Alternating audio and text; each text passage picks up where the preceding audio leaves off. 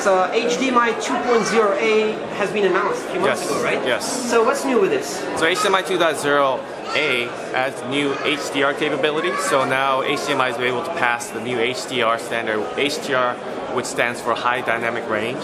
So many new content, everybody from Netflix to Blu-ray will start carrying new content that has HDR enabled, which will give much better luminosity and color and vibrancy to the video, and now HDMI supports that within the HDMI 2.0A specification. So 4K is already awesome, yes. But HDR is like a whole new level of awesome somehow? Yes, so 4K gives you resolution, but what HDR gives you is more dynamic impact, so everything kind of color, clarity, everything kind of pops out of the screen. So not only do you get clarity with 4K, but now with HDMI 2.0A, you get HDR on top of 4K. But is it still realistic?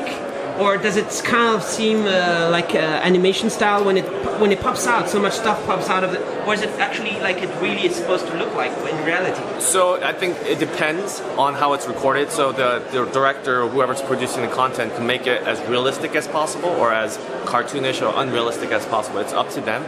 Because some movies or TV shows, they want to make it very stylistic, artistic, so it may not look real, but it looks very good. Whereas someone else doing documentary or whatnot want to make it as real as possible because the camera doesn't have the same dynamic range as the eye.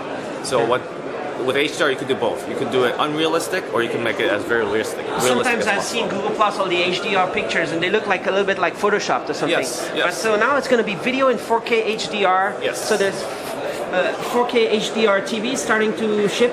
Or already shipping? Many manufacturers here are showing HDR-capable TVs already, and they're already shipping in the market. I think availability depending on the region, but they already have it. Netflix, Hulu, I believe Amazon as well. YouTube maybe soon?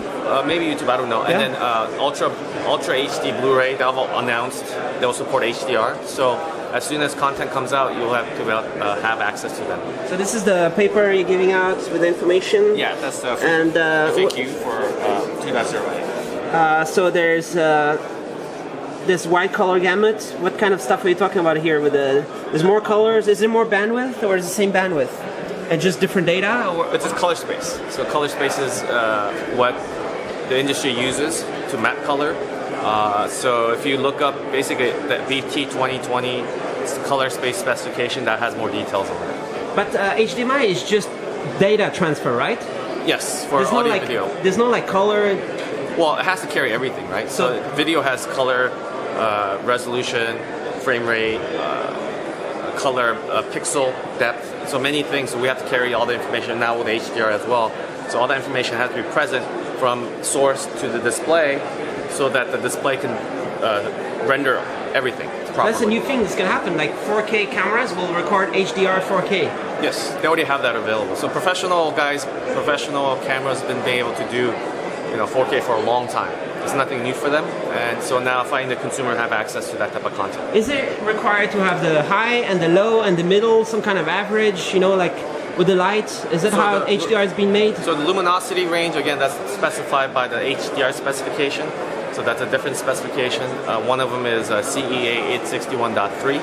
So that specification defines luminosity, and the luminosity is really depends on the TV as well. So some TVs will have very large luminosity. HDR? No? Okay. Whereas other TVs might have less. It depends, right? So. All right.